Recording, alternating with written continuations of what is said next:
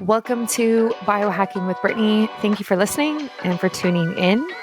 This is a place where I talk about biohacking and wellness, microdosing, plant medicine, ancestral nutrition, detoxing, all types of things like that. So I actually have organized a group called the Van City Biohackers. And so this is for biohackers who are in Vancouver or the lower mainland or really anywhere. I think there's a few people in the group who are even in like Squamish. So if you're in the Vancouver area, you kind of know the areas that I'm talking about. And yeah, we had our first meetup on Sunday, which was really fun. We went out for brunch at this local restaurant that really focuses on farm to table food. And there were 6 of us. And it was awesome. It was really cool to connect with other like-minded individuals. And it was interesting because we just had so much to talk about and so much to connect on in terms of like supplements and food and nutrition and different biohacks that we're into.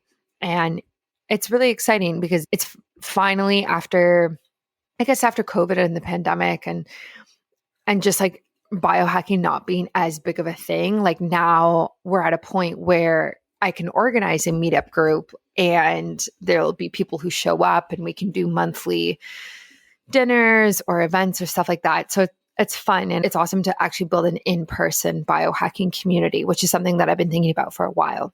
So if you are in Vancouver area, or even if you're further out and you want to join this group, send me a message on Instagram and I'll send you the WhatsApp link.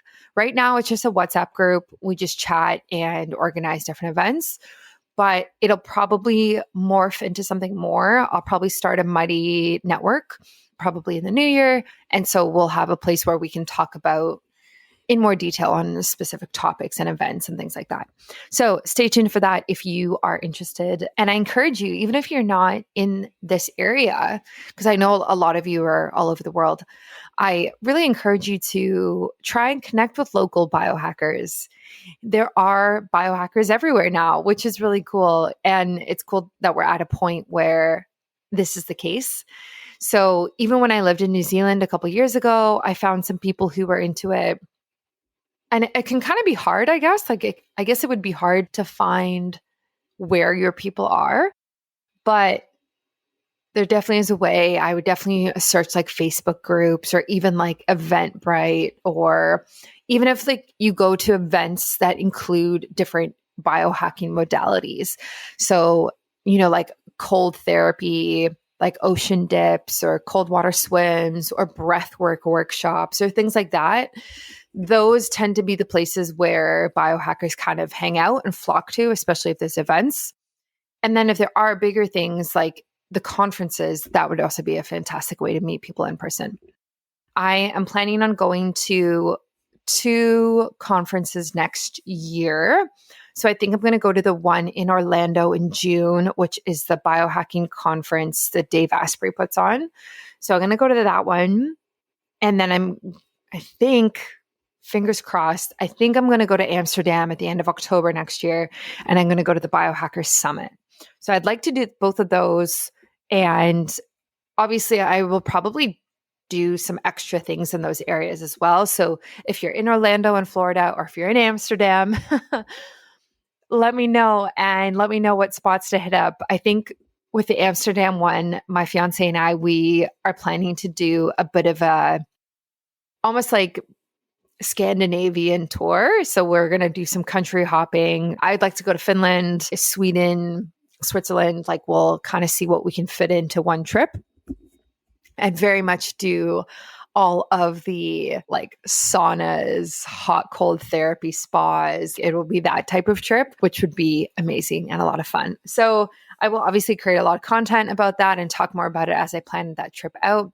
Same with Orlando. I don't know what I'll tag onto that. I'll probably go to maybe Upgrade Labs. I know there's quite a lot of biohackers in Florida. So I'll see who's there and who wants to hang out and do something, because I would love to do that as well. Thank you for listening to this episode. This one is with my friend Elizabeth Clark. This episode, it wasn't even like a podcast, to be honest. It was like I just hit record and she was there. It was really fun. We talked a lot about her personal journey with getting pregnant, being pregnant, postpartum, having a baby, breastfeeding, all of those things. And it was fascinating because she is so healthy and is so into wellness. And so I really wanted to pick her brain on specific things that she decided to do or didn't do during that entire journey. So as somebody who is just kind of starting my pregnancy prep journey in terms of getting my health more on board right now, doing a lot of detoxing and things that you can't really necessarily do when you're trying to conceive or when you're pregnant.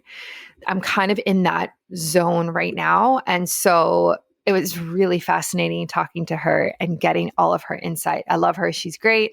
We've been friends on Instagram for a few years now, and she's very, very intuitive and very insightful. So enjoy this episode. Sit back, relax. It's really easy listening.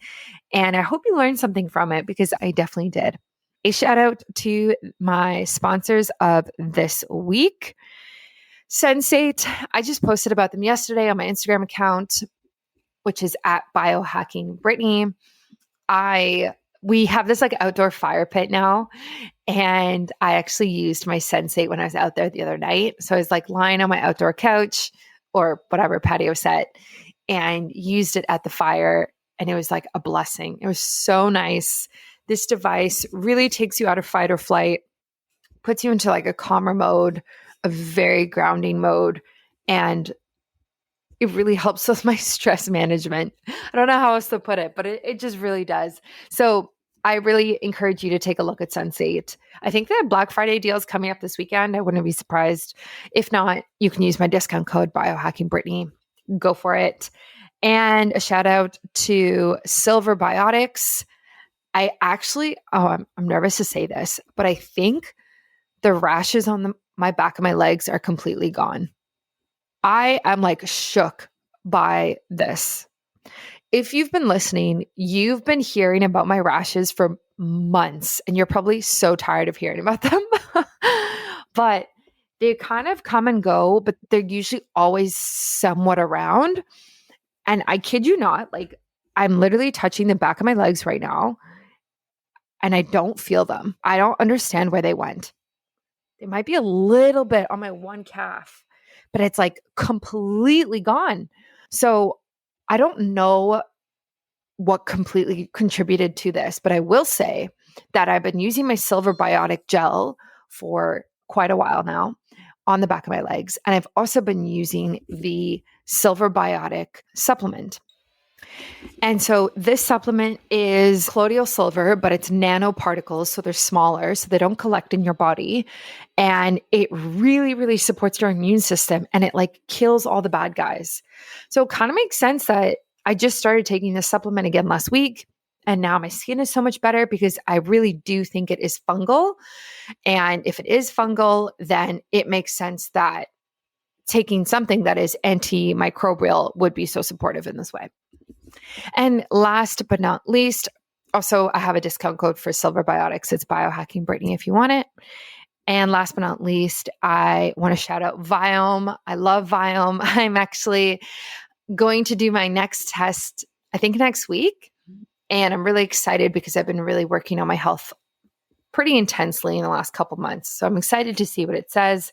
But Viome is a gut health test, and they look at your microbiome in your gut. And I guess they also look at other places too now. So they look at your oral microbiome, they look at your cellular health through your blood, and the data is really helpful. If you're dealing with like bloating, IBS, weird digestive symptoms, and you are like, okay, I'm not getting any results here. What is going on?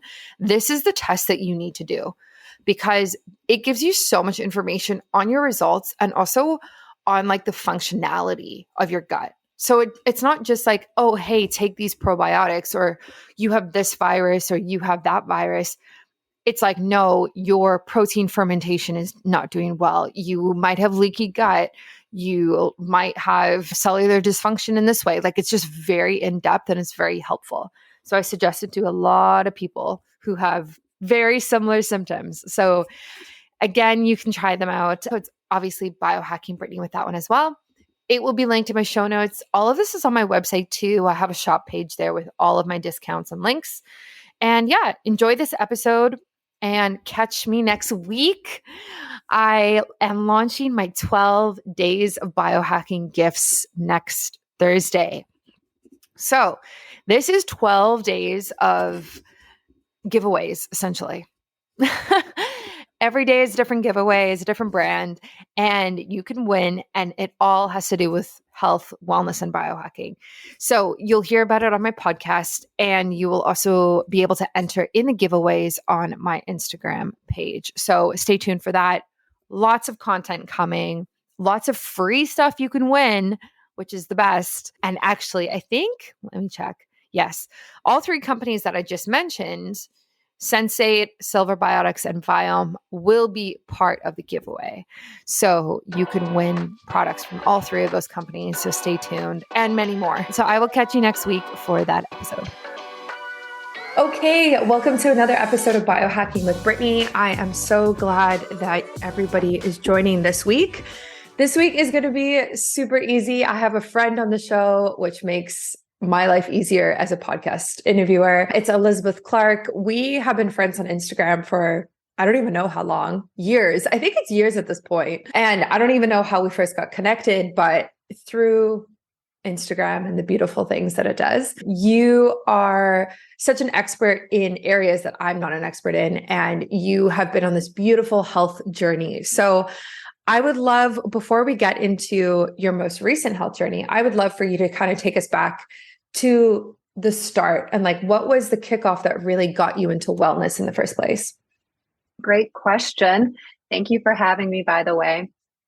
I would say things definitely started in childhood, just growing up vegetarian, my parents being so health conscious and always educating myself and my brothers on what makes a balanced meal and what protein does for you and carbohydrates and all of this. And that all came from having a family history of illness, mostly heart disease. So, my parents kind of came of age during this time when heart disease was, all the buzz, and fat and animal protein were the bad guys. And they're actually still all vegan. I'm not, but they lived in Athens, Georgia, which is probably like more vegetarian than most places still to this day. It's just, that's kind of the vibe. It's like very like crunchy and hippie. So at any rate, that's where we grew up. And that was kind of the culture that my parents instilled in me. Health first, and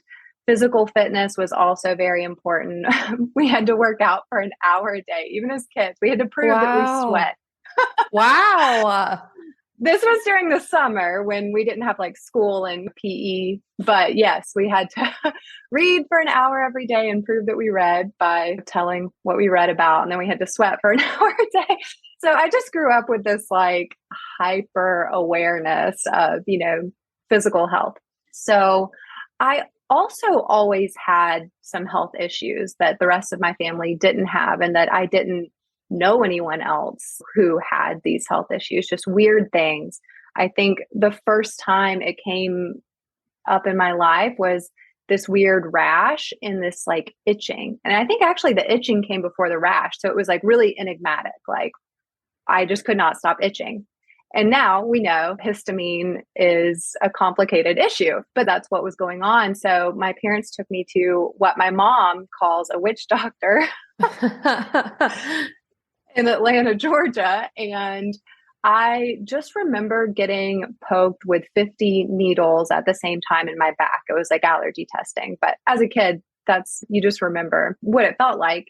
And they put me on a ton of supplements, no medications, just supplements. And some of them were gross, and my mom had to like crush them up and put them in food. And I did this for like maybe 3 months, and then everything was fine. And I was great again for many years. But the health issues came back, and it was everything from heavy metal poisoning, which was the issue with the itching and like having this full body rash when I was a kid. So heavy metal poisoning, I ended up doing intravenous chelation when I was in college. Then I got diagnosed with a connective tissue disorder, Ehlers-Danlos, which at some point I thought was Marfan syndrome. I had a geneticist who did some genetic testing, and that's what came up was gene defect on the gene that's related to Marfan syndrome. But that came up again in my pregnancy, so we'll circle back to that. But at any rate, connective tissue disorders, mold illness was a huge thing for me. Just a comedy of errors, all of these symptoms, a bunch of doctor's visits. I was fortunate enough to have some really great alternative doctors who knew what they were doing, but I didn't always have access to them. Being in college and grad school and moving around for work and all of this in my early career, it just took me to places that were kind of deserts for quality medical care. So at the end of the day, I ended up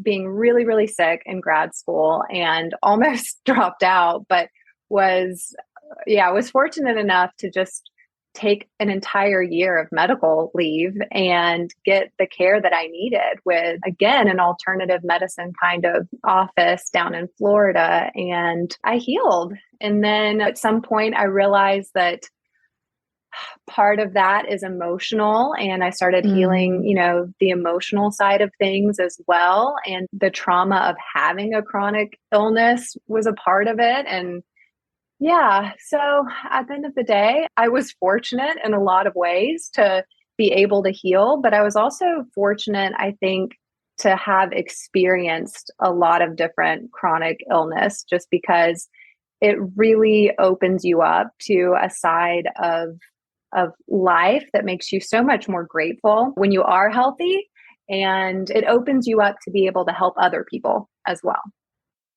I love that. I feel like a lot of people in the healthcare space go through something similar in terms of like their own personal health struggles. And then they turn around and they're like, okay, how do I help other people do this same thing? Because how crappy it is. Like, how like disheartening it is to try so many different ways of healing and nothing works. And then finally, somehow you find something that does something. I think it's really interesting that you grew up with your parents asking you to exercise for an hour every day. And I'm curious, like, did that backfire when you were a teenager or later? Because a lot of the time, the narrative around at least nutrition for kids is like, if you don't let them have like ice cream or pizza or junk food, then they end up binging when they're older. And like same with alcohol. Like if you are really, really strict about it, then they just do it behind your back and they sneak it when they're older. So did it backfire, or did you actually just keep with it and realize the benefits in it? It definitely backfired with me for a time, but I would also qualify that by saying I was definitely the black sheep of the family. So my brothers didn't really have this issue necessarily. They, are still vegan. They did go through a period where they tried a little bit of meat here and there. It was like the Rumspringa kind of period for them. But for me, I was a rebel. I was rebellious in every possible way that I could be. So diet and exercise was a big part of that in my teenage years. Yeah, that makes sense. So you recently had a baby, which is like what I just want to pick your brain about because I have so many questions. So let's like take it back to conception. How was that? How was your journey with that as someone who's so health conscious? Like, did you do any pregnancy prep, or was it like you got pregnant by mistake or like on accident? Like, how did that all happen for you?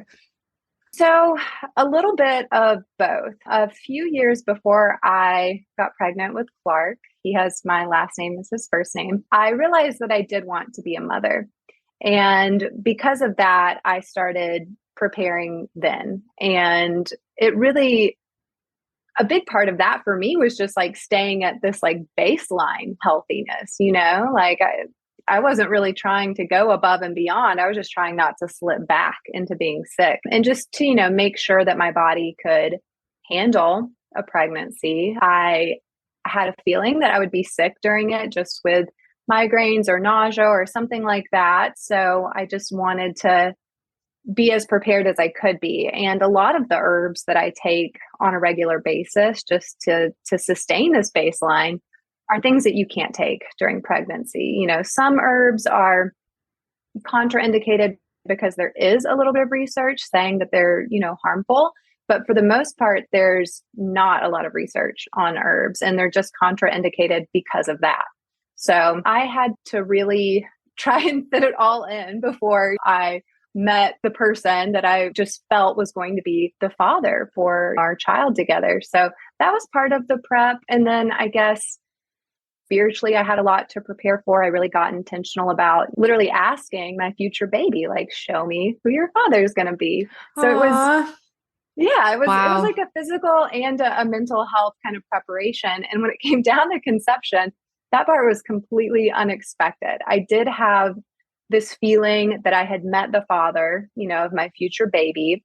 And we were traveling on vacation together, and we had picked a location for logical reasons, proximity, and, you know, we liked it. But we had also, me, when I say we, I mean me, had also picked this location because the astrocartography of it was like really light and like romantic and just conducive to, like, you know, that kind of vibe. And after the fact, I realized that might have had something to do with me conceiving a baby there, because it was definitely the astrocartography Wow. conducive to conceiving a baby. Wow. So yes, it was totally an accident that it happened. It was a happy accident. And I think that we were both mentally ready at that point. And I think physically it couldn't have come at a better time. So yeah. I love that so much. I think it's really cool that you took time to do some sort of pregnancy prep, even if it was just to maintain the level that you had, like you said. I think a lot of the time, the narrative is when couples struggle to get pregnant is when they actually start to eat better, go to acupuncture, and do these things. But I think the energy around that is so different, because then you're kind of like, it's almost frantic. You know what I mean? Like, oh, we can't get pregnant. Oh, okay. Let's detox sauna every day, like blah, blah, blah, all of these things. Whereas like, if you actually take a year beforehand to be like, okay, like, how do I get my body ready? How do I get myself mentally ready before I even take that step? I think that is the smartest approach. And obviously not everyone can do that. And, you know, there's obviously like issues around that, but I love that you do that. You did that. And did you do any detoxing? Because obviously when you're pregnant, you can't detox, but did you do anything before that was like, let me get rid of heavy metals, let me sweat out things, you know? That's a great question, because I think for so many years now, detox has just been a regular part of my routine. So yes, for sure. I think I did something on an emotional level that was really like a trauma detox right before that. I had just gone through a lot of trauma with like career stuff. And I was doing deep tissue massages, I think like every other day, and then taking this like tincture of this kind of energetic thing that's meant to kind of liberate you from, it's actually called Liberator. It's meant to liberate you from your trauma. So I was doing a combination of these things right before conception. And I had gotten to a point where I had felt the detox. Like I had gone through the period of like the day after having the massage or the day after taking, you know, the Liberator, I just felt like trash and had to do, I love this like Pinellas and Berber combination for detox symptoms. So I was really heavily relying on that for a period of probably 2 months. And I'd just gotten to a point where those things, the deep tissue massage and the Liberator, weren't giving me the detox symptoms. So I think I had reached kind of like a level of detox sufficient enough at that point. Are you always feeling bloated after you eat? Is your body aging faster than it should be? Are you feeling anxious or having trouble focusing? Are you tired all of the time? I think we've all felt these things at one point, but addressing the root cause instead of just the symptoms is tough, and it's hard to kind of figure out what the root cause is. Your microbiome and your cells play a critical role in the way you feel and your body's resilience to stress and aging. Your gut microbiome can be considered the chief architect of your health, with trillions of microbes in your gut helping you digest food, absorb nutrients, maintain a healthy weight, neutralize toxins, and fight off bad bacteria. Your digestive system also begins in your mouth and is actually often the first line of defense against pathogens.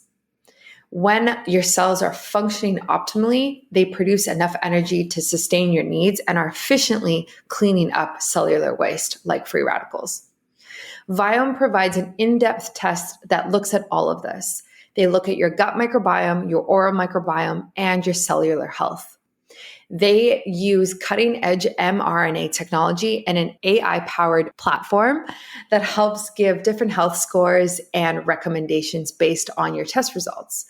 They kind of connect the dots on in between what is happening internally and what you are experiencing yourself. I highly suggest trying Viome if you are having symptoms that are persisting and you're kind of at a standstill and you don't really know where to go with your health anymore. I just got retested and I'm so excited to share my results very soon when they come in. I would do the full test, the gut microbiome, the oral microbiome, and the cellular health so you can get a full picture of what's going on with you right now. Obviously, I have a discount code for you guys. It's Biohacking Brittany in all capitals for 15% off. This is actually more than they offer on their website, so it's definitely worth using this code. You can find Viome on my online store at biohackingbrittany.com or linked in my shop on my Instagram account, which is at biohackingbrittany. So again, try Viome and use my discount code Biohackingbrittany in all capitals today. Nice. Did you ask your partner to do any type of cleansing or detoxing? No, and I know how important that is. So if we had been trying to conceive, I definitely would have made a push for that. But, just kind of what we got is what we got. Yeah, exactly. Yeah, I mean, that's fair. That's fair. Did you find, like, this is more on the emotional level, but did you find there was an interesting shift from you being a woman to you being a mother? Now, obviously, you're still a woman, but like that, I've heard quite a lot of people talk about that and the identity change. Like, how was that for you? Yes, I feel so much more fully embodied as who I am, just like as my identity now. And I don't know that that's the case for everyone, but for me, I think that this was a big part of my identity. And it was just kind of a part that was waiting to be realized. But yeah, I feel so much more confident in my body now.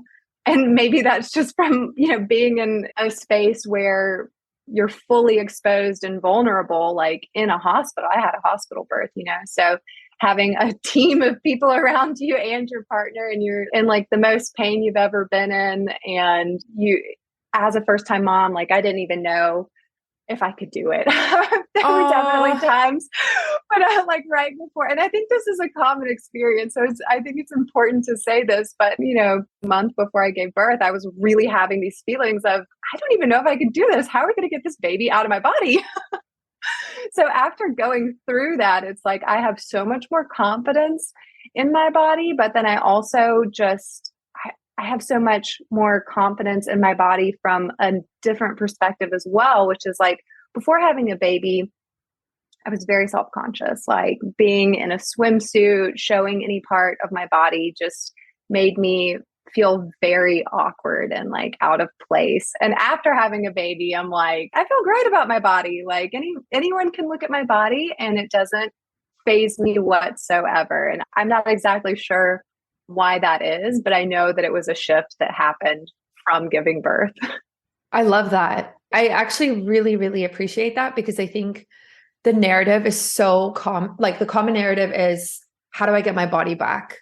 You know what I mean? Let me work off the baby weight or all of these like common things that people say.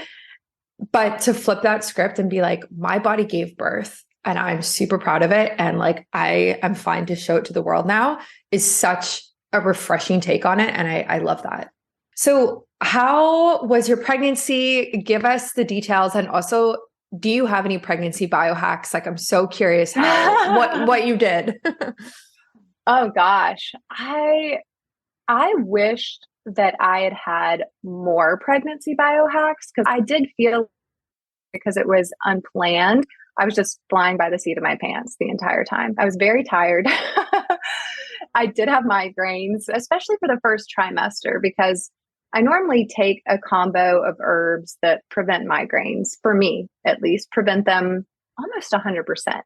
And I felt weird about taking them in the first trimester. So I didn't take them at all. Once I hit week 12 and you're out of that period where it's so crucial to be that cautious, I muscle tested and felt with a degree of confidence. And it wasn't just muscle testing. I'll preface it by saying I also looked at all of the research I could find, which wasn't much. But at the end of the day, I felt confident taking a half dose of the herbs.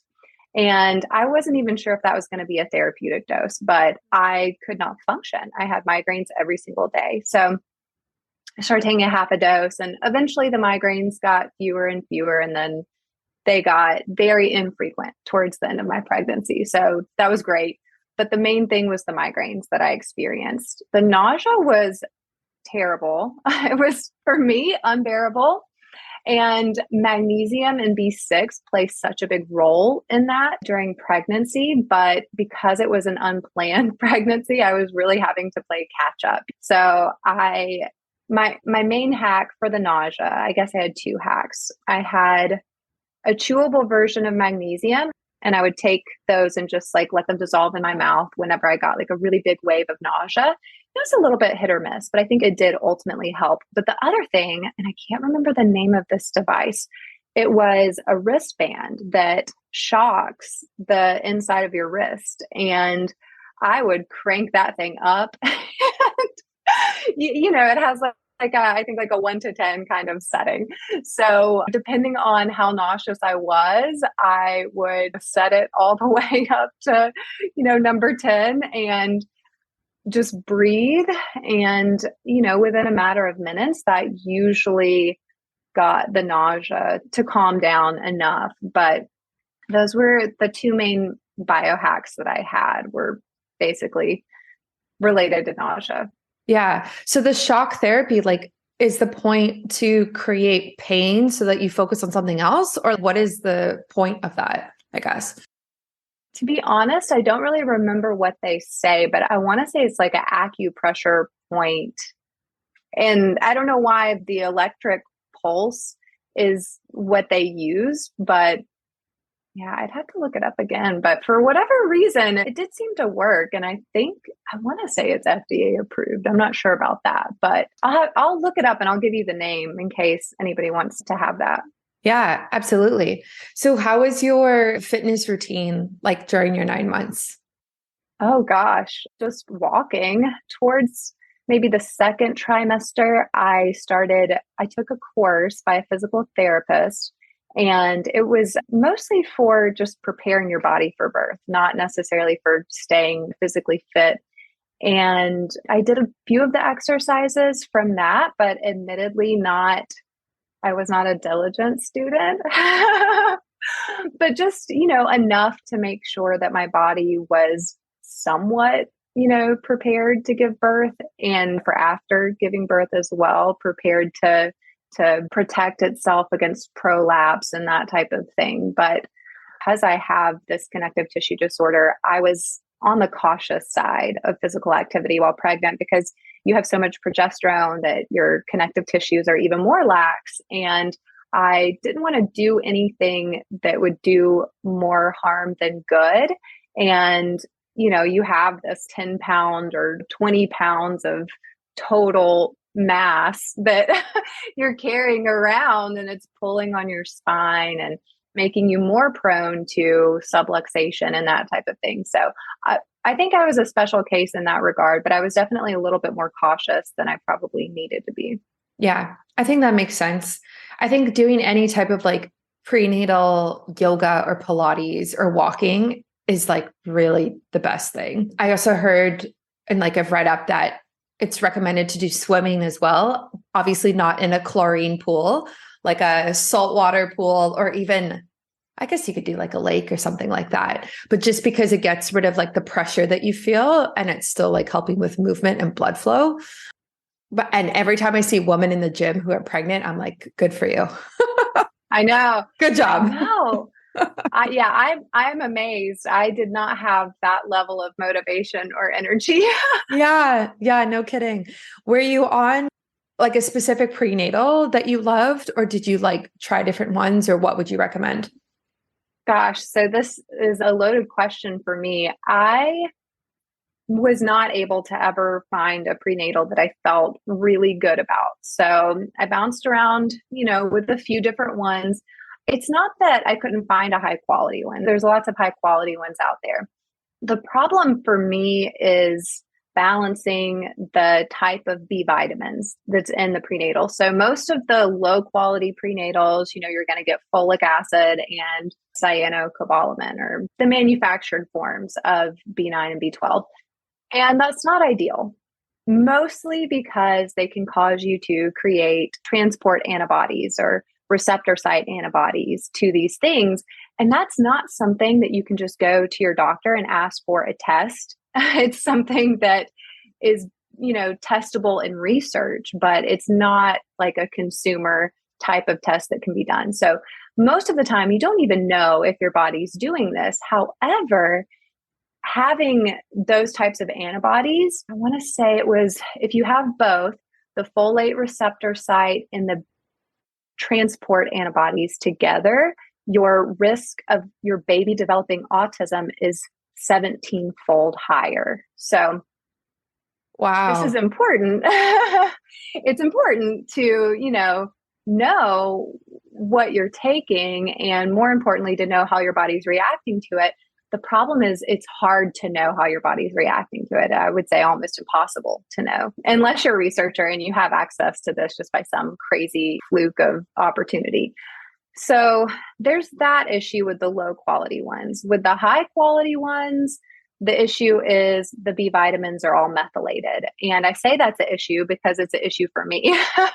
It may not be an issue for someone else, but for me it is. And those are not technically the only types of B vitamins. It doesn't have to be either synthetic or methylated. There are other versions as well, but you can't find prenatals that have exclusively the type of B vitamins that my body needed. So what I wanted was folinic acid, not folic, folinic acid, and basically adenosylcobalamin instead of methyl or cyano. Or I would have been happy with hydroxycobalamin, and I would have been happy with plain old folate, a plant source. But that's just not what is available. So I never landed on one that I liked. I ended up just trying to take whatever I tolerated. And I bounced around from a few different ones. And I wish I had a better, more satisfying answer than that.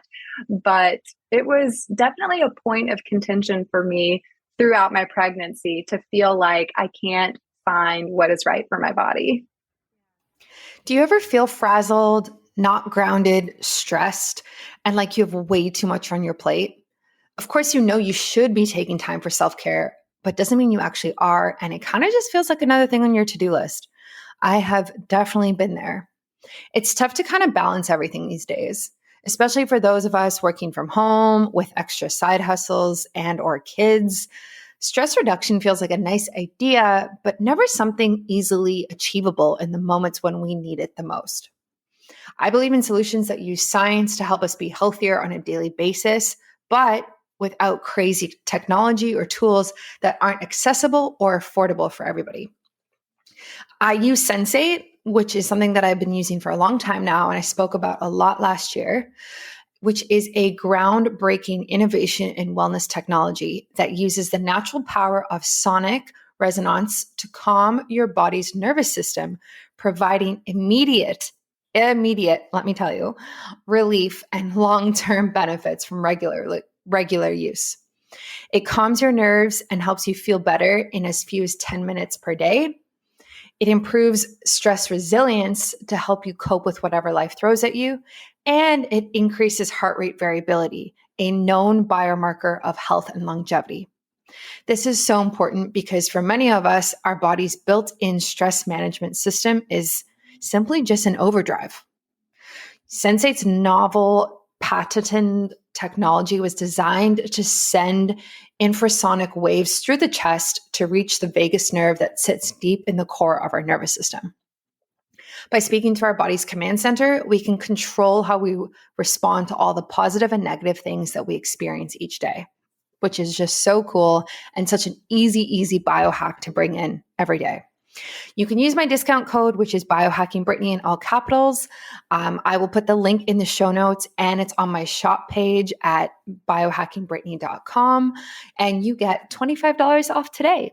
If you have any questions about it or when you get it, please message me. I'd love to chat, as this is one of my favorite biohacking tools to use on a regular basis.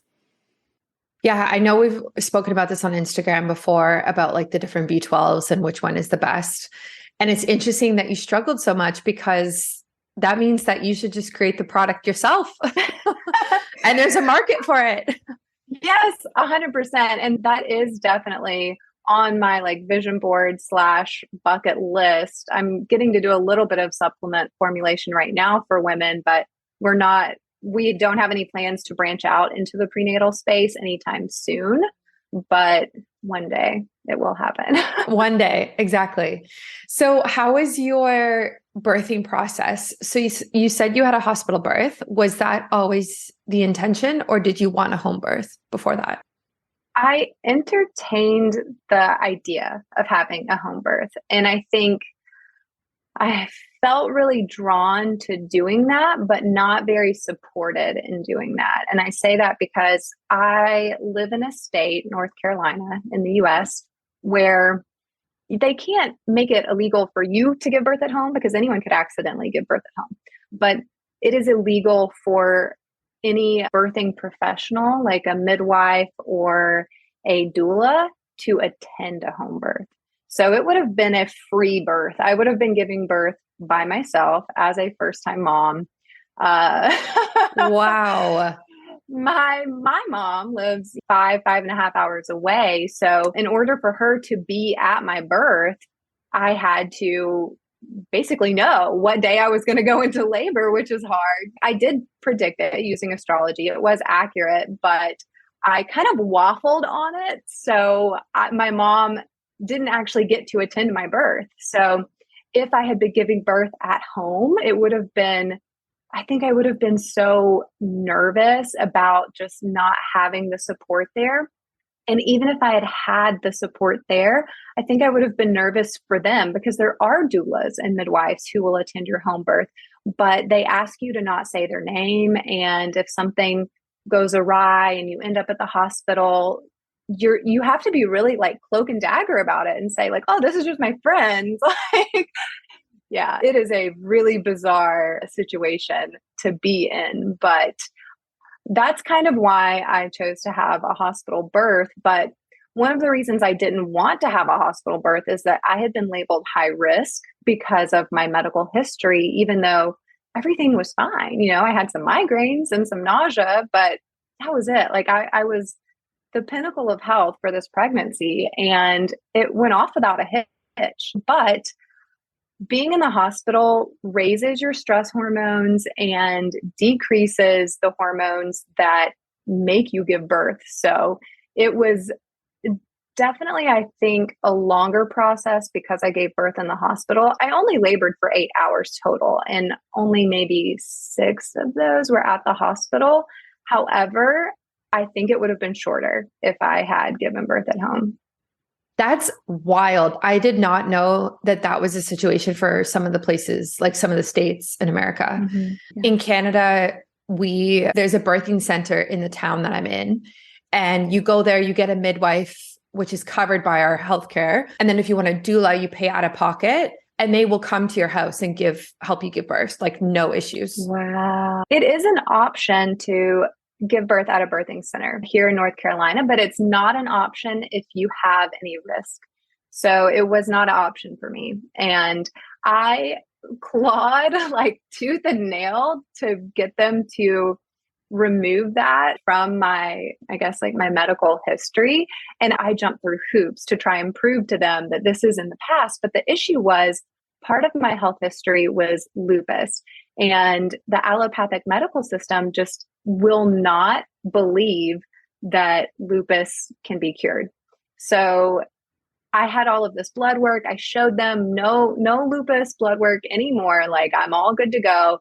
And they just didn't, they just wouldn't do it. They wouldn't buy it. They were like, well, you either never had lupus or you have lupus still. I'm like, well, that's not the case. And here's how I can prove it with my medical history. But it was just a really bizarre experience. Yeah, that's really tough when they act like they know your body better than you do. And especially when you're pregnant and you're like, no, this is what I want to do. Like, that's very difficult. And I know there's a lot happening in the States right now, especially like with abortions and everything that's happened in the last year and a half. That's just, it's really disheartening to hear that, because how many women have gone through what you went through, you know? Oh yeah. There's so much fear mongering. Oh my gosh. Like, my OBGYNs wanted me to believe that there was a risk, like a big risk of either me dying or the baby dying. Like, this was something they said over and over and over again, like, that you are at very high risk for this. Like, they wanted to induce me. And I ended up, because I was able to predict my due date, I ended up giving in. I said, fine. Well, what happens if I go into labor on the day I'm scheduled to be induced?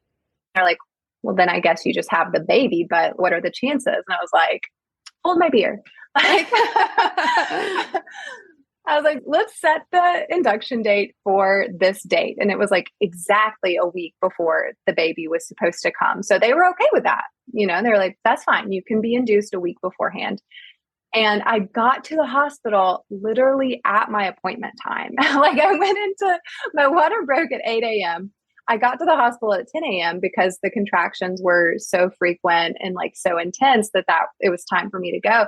They're like, oh yes, you're here for induction. And I'm like, nope, actually I'm having the baby right now. Wow. Wow. Did you know that before the invention of germicides and antibiotics, it was known that disease-causing germs could not survive in the presence of silver? Thus, silver was used in dishware, drinking containers, and eating utensils. Whether it's a weak immune system, dry skin, eczema, sun damage, bad breath, or unhealthy gums, we are all looking for ways to optimize our health and reduce the symptoms we're dealing with on a daily basis. But honestly, it's tough to know what remedy to try, what food may be causing the issue, or what will actually work when we're trying to heal. Of course, there are somewhat effective solutions we can get from our local pharmacy, but as people who prefer using the power of nature to heal, using these products don't really align with our values. Keeping our bodies strong is essential to our good health. A strong immune system can protect our body from infection and helps us heal. Silver has been used for centuries to do exactly this. Silver Biotics have taken the old technology of colloidal silver and improved it to create the next generation of silver products. Silver Biotics has products for skincare for issues like dry skin and eczema, and I'm currently using their skin gel on the back of my legs as I try to heal the dry skin that I'm dealing with. They have oral health products as well, including a fantastic toothpaste that helps fight bad bacteria with its silver content. It also decreases bad breath, whitens teeth, and supports healthy gums. They have an immune support supplement that can be taken orally, which also helps support our immune system from the inside out. If you are interested in trying silver and you've heard about this and it's kind of been one of those things that you've always wanted to do and try, I really, really recommend Silver Biotics, and they are my go-to silver company. You can head over to silverbiotics.com or the shop on my website and use my code biohackingbrittany in all capitals to get a discount, which gets you 10% off today. Again, I really recommend trying this if it's for you, if it's for your pet, if it's for a loved one. Silver is definitely a staple in my little pharmacy I have at home. So that's silverbiotics.com or the shop on my website. Discount code biohackingbrittany for 10% off today. Okay, so I just find it fascinating, all of this. And obviously, as somebody who is starting this journey. I'm very, very intrigued by it, which is why I wanted to talk to you, especially for people who are so well-versed in health and wellness like yourself. So we've talked about your birthing, and I also need to know how you predicted the date that it was going to come. Can you please tell me how I can do that one day? Because that is so helpful. It started with, so I have an astrologer, and I've also learned a lot from him. His name is Victor. His Astro Victor is his handle on pretty much everything, but he's active on YouTube a lot. Anyway, I've taken some of his courses, but he's been my astrologer for a few years now. And when I first got pregnant, I had a reading with him, and I asked, when he thought the baby would come. And he said, it does look like the baby might come a little bit early. So that was kind of what got me thinking, like, when is this going to be? Well, actually, before that had happened, I was looking at the astrology between my partner and I and trying to see, like, what's in store for us, just doing girl stuff. Like, is this going to turn into something? And I saw that around the second week of February, something really important was going to happen for both of us. And I was like, oh, we're going to get married. I think I said something like that to my partner at some point after we realized that we were pregnant. And he was like, do you think maybe that's when we're going to have the baby? It's like, wow, that's a good question. So then I started like really looking. So I did, just over the course of the time that I was pregnant, I would pull up the transits for astrology. I'd look at my solar return, I'd look at perfections, all these timing techniques, these like ancient timing techniques. And I looked at his chart, my chart, everything I could. I did a little bit of tarot, which I'm not really like versed in tarot, but I can somehow channel it through me. So I'll just shuffle the cards, and whatever falls out, I pick up the book and I read the meaning. And I kept getting the star card, and that's Aquarius, and his due date would have been Pisces. So I already kind of knew that he was going to come early because that would have been the difference. Well, astrology, like your natal chart and astrology, can show you a little bit of your genetic traits as well. It's kind of like genetics and epigenetics, So the epigenetics would be the transits that are going on, or what other people activate in you, in close proximity with their natal chart. So I looked at his and I looked at mine. I thought, what is this baby going to inherit, between the two of us? And I felt certain that he was going to have my partner's moon sign, a Leo moon, because that would really fit that second week of February. And the moon changes signs like every couple of days. It moves about 12 degrees every day. So this gave me like a 2-day window of time to work with. So I'm like, okay, well, what else is going to happen during these 2 days, and how can I narrow it down? Well, Mercury was going to hit 0 degrees of Aquarius, and that's my midheaven, which represents kind of like long-term endeavors, things that you invest in long-term. And Mercury is the planet that rules my 5th house of children. So this is when the significator of children was going to hit my significator of long-term investments, which can be children. So I thought, okay, this is going to happen on February 15th. That fits with him being an Aquarius. That gives him the Leo moon. Like, I think this is really when it's going to happen. And lo and behold, he not only was born on the 15th, had this Leo moon and this 0 degree Mercury, but he has a Leo moon that's the exact degree of my partner's. So he inherited like the exact same moon as his dad. And the only thing I got wrong was the timing. I was about 5 hours off. I thought that because my mom had had really quick labors with all 3 of us, that I was going to have a quicker labor. But I think being in the hospital maybe kind of lengthened it a little bit. So I think I predicted he'd be born at noon that day, and he was born at around 5. Wow. I love how you know all of this. And you like took the time to figure this out. That's awesome. And so helpful for you, obviously, with being induced and all of that, the situation. So after the birth, like, how was breastfeeding? Like, was that easy for you? Do you have any recommendations around that? I want to be transparent. I don't want to scare anyone, but I want to be transparent. It was not easy. It was very painful. I mean, I produced milk. That part was great. The latch was not great.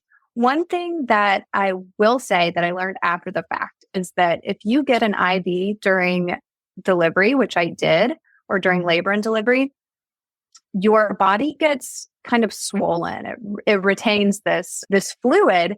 And for some women, it can make it difficult to breastfeed because babies are so tiny, So it makes the latch, I think, a little bit more problematic, or it can, problems can happen there because of that.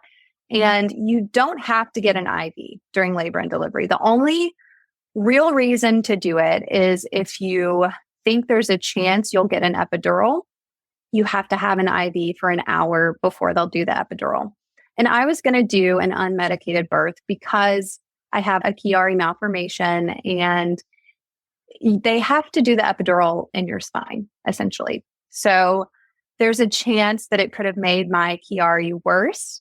And I knew that. So I went into it thinking I'm not going to have this done because I don't want to mess anything up with my body there. But when you do the part of labor known as transition, this is when it feels like you just can't do it. It's so painful. You're like, forget it. Give me the epidural. This is like a common experience. However, you're usually only about an hour away from giving birth at that point. So you can do it. It's just, that's how painful it is. So I got to this transition period and I was like, oh my God, I cannot do this. Please give me the epidural. So they sent the anesthesiologist in and I was in so much pain. But we went through my health history and he was like, oh, well, you have Chiari malformation. I actually don't feel comfortable giving you an epidural. So like, great, all of this. It was a blessing because I did get to have an unmedicated birth. But because I essentially caved and tried to get the epidural, I had to have the IV. And I think that led to a difficult latch, which led to very painful nipples. I mean, cracked, bleeding, scabbing, like, oh my gosh. Breastfeeding was like the good, bad, and the ugly of like the experience. Like it was difficult, but it was beautiful. It's been overall a really beautiful experience. I'm very grateful that I could have this experience. I know not all women can. And I used to actually be a breastfeeding counselor. So back when I first graduated college, I worked as a community nutritionist and we were all cross-trained to do breastfeeding, the counseling. So I had seen so many mothers go through this without support or with a difficult work schedule, just you name it. Like there's so many things that can interfere with breastfeeding. So I was very grateful that I was able to do it. And I was determined to make it through because I had all of these advantages and privileges. I had the support. I didn't have to wake up and go into the office and try to pump, that kind of thing. So I was very grateful. It was very difficult. He did have a lip tie and a tongue tie. And on day 7, we got that assessed and we got like the laser procedure for it. And I don't necessarily recommend doing that. I think that it may or may not have helped in our situation. After speaking to other moms and other dentists, it sounds like the tongue tie might not be worth doing the procedure. A lip tie, maybe, because there's other things that can come along with that, like speech impediment and like dental issues, like a gap between the 2 front teeth. If you don't have the procedure, however, with the laser procedure, it can grow back. And I think that's what happened. So it didn't really move the needle for us with the issues we were having. It was just traumatic for the baby. But everyone said around week 5, it gets easier. That feeding formula for the first 5 weeks is easier, but breastfeeding after the first 5 weeks is easier. So if you can hang on past the first 5 weeks, it's going to pay off for most women. And it definitely did for us. Everything just sorted itself out. And I'm so glad we stuck with it. He's 9 months now. We're still going strong. And it's a very like sweet bonding experience. So I'm going to go as long as I possibly can. Yeah. I love that. And also, I feel like I could pick your brain for forever because I'm just so intrigued by all of this. Again, like I feel like I don't have a lot of friends who have had babies who understand health and wellness and natural health as much as you do, as much as I do. So it's really nice just to talk to people like this. I want to ask you as my last question, do you have any books for recommendations that like really helped you either with like preconception, conception, pregnancy, postpartum, anything that's like, this helps to explain it. This is how to be healthy during it, you know? Yeah, I think I'm going to go kind of old school with my first recommendation, which would be Dave Asprey's Better Baby. I think I read that in grad school. I think at the time I was having issues with my period. So I knew that I was probably not fertile. Like I knew that I was having infertility issues, even though I wasn't trying to conceive. So I thought if I can biohack the fertility, then my period will be fine. Like kind of reverse engineer it from there. So that was really helpful. And I think I retained a lot of that information. And I think that did come in handy in terms of conception. Also, Dr. Ben Lynch is really supportive with his work. And I'm not sure if he has a book specifically about conception or about pregnancy, but he definitely has a nice body of work that's available online that I think is really helpful for conception and pregnancy. And then I'll have to look up her name and her handle, but the course I did that was by a physical therapist, it was Dr. Betsy something. I'll have to look it up and tell you exactly what it is. But I found that really helpful. And it was mostly like physical kind of conditioning for having a pain-free birth. Mine was not pain-free, but Yeah. I'm going to attribute that to me not being a very good student in her course. But it was a really phenomenal course. So I'll look it up and give you like the exact name. Great. I will link all of that in the show notes because I really just want to provide people with resources. And I have that Dave Asprey book. It's really good. Yeah. And there's recipes in there and stuff too that are like supportive for hormones as well, which is really helpful. Oh, yes. But get some ice cream. Yes. 10 out of 10. Recommend that. That's the exact recipe I was thinking of. That's so funny. Well, thank you so much for coming on. This was awesome. I really enjoyed hearing about your journey. And I think people will love this episode, and I need to bring you on for part 2 because I still have like 5,000 questions for you. I would love that. Thank you so much for having me. This has been really fun. Oh, good. I'm glad. Thanks for listening to another episode of Biohacking with Brittany. If you're interested in finding the show notes or the sponsors for this episode, you can do so on my website, which is biohackingbrittany.com. Remember to follow me on Instagram where I'm most active. My handle is @biohackingbrittany. And if you're interested in working together and you want to email me directly, you can do that. My email is info@biohackingbrittany.com. And I look forward to hearing from you and having you tune in next week.